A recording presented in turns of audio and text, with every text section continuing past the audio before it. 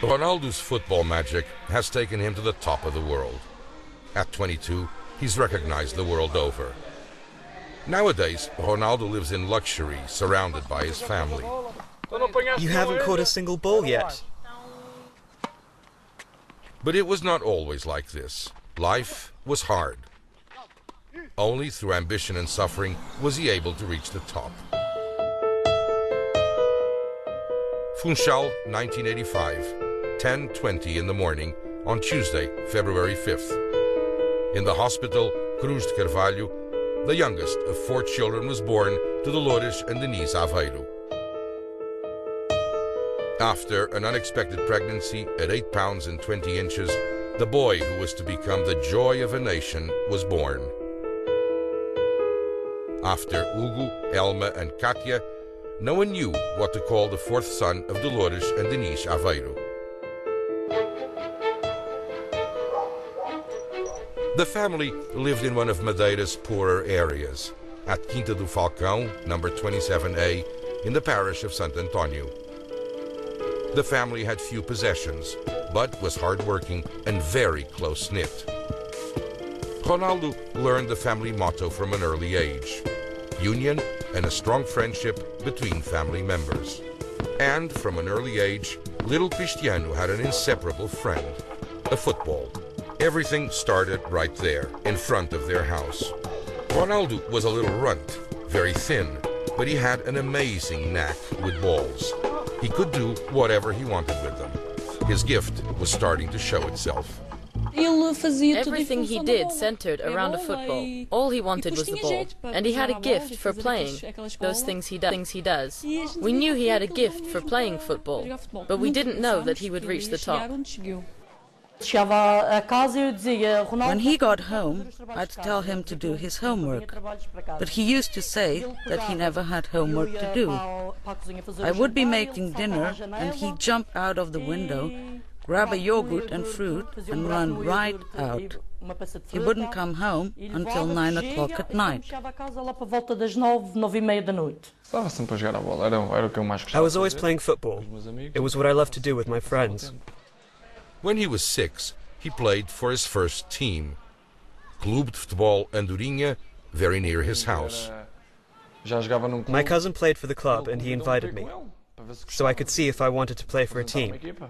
That's where I started. We practiced almost every day. I started practicing and I liked everything about it. That's where I grew up. Word of his talent spread throughout Madeira.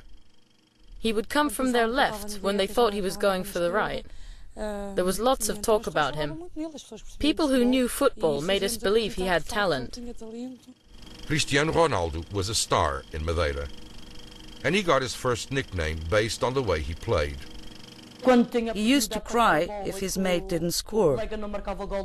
He would get upset easily, so people called him Crybaby and also Bee, because no one was able to stop him on the field.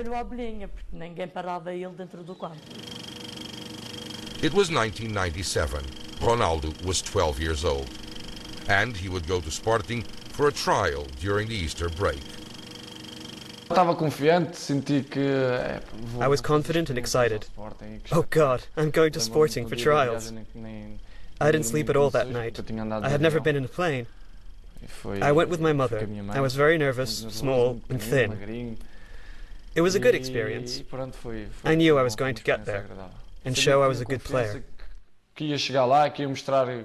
And I knew I was to be put on the team right away, that they would like me right from the first practice session. The big day came, 17th of April 1997. Osvaldo Silva and Paulo Cardoso welcomed him and asked him to play with the older players. But Cristiano Ronaldo had everyone convinced. The trial was a game, and when the game began, the ball reached Ronaldo. He passed 2 or 3 other players. Osvaldo Silva and I said to each other, "Here's something special." At the end, all the players gathered around him. Everyone knew he was truly special and that he was an amazing kid. Paulo Cardoso and Lionel Pontes were coaches, friends and parents. and lent a friendly shoulder to Cristiano Ronaldo. The boy had to become an adult very fast. He virtually didn't have a childhood. But Ronaldo tried to forget his loneliness by focusing on his desire to become someone. He wanted to be the best in everything. Ping pong, snooker, table football, one-on-one, speed. And that was an important feature of Ronaldo. He was very determined in everything he did. In football, his team had to win. In a top-notch player, hard work is very important. He had a dream. He wanted very much to be someone. In the field, Ronaldo became better and better. In one of the junior national championship games, I remember he got the ball at the kickoff in the second half and saw that the goalkeeper was a bit outside the goal area, and he scored from midfield.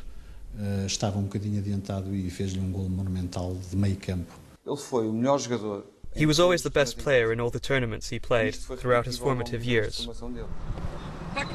Even José Mourinho noticed Ronaldo when he was just a teenager. I remember the first time I saw him play. He was playing for Sporting, and they were playing União de Leiria.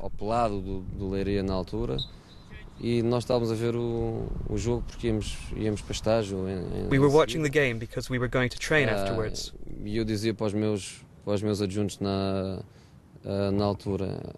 I told my assistant, there goes Van Basten's son.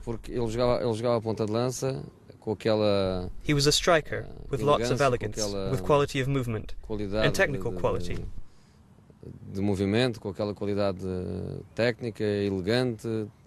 Back then he resembled Van Basten. He was a striker, and I didn't even know his name, but he struck us as different in comparison with the other players.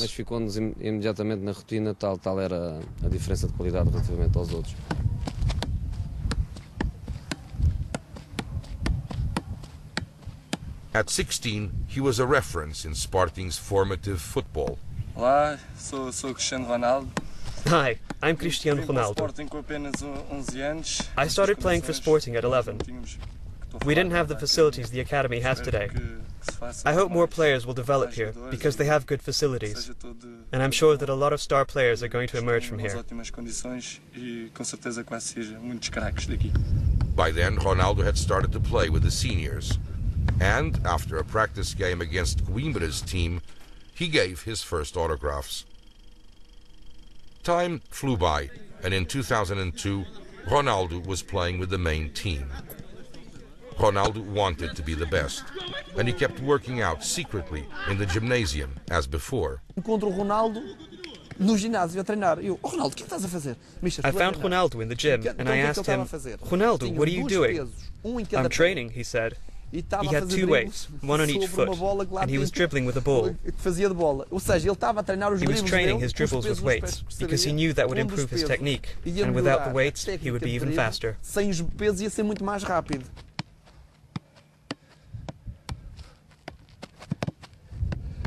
That year, he played his first international game against Inter Milan in the preliminary round of the Champions League. In the knockout stage in Italy, because it was his debut, he was hazed.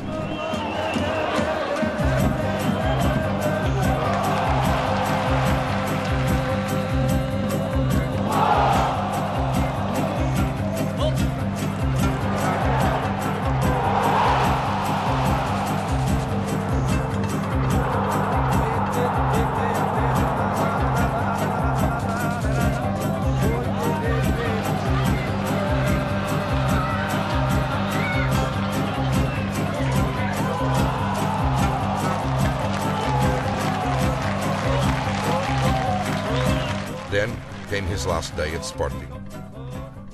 August 2003. It was a day of celebration. The new Alvalade Stadium was inaugurated. They faced a heavy opponent, Manchester United. Ronaldo's name was well known, and the day before the game, Sporting, Jorge Mendes, and Manchester United signed a preliminary agreement so he could go to England a year later. But this game changed it all.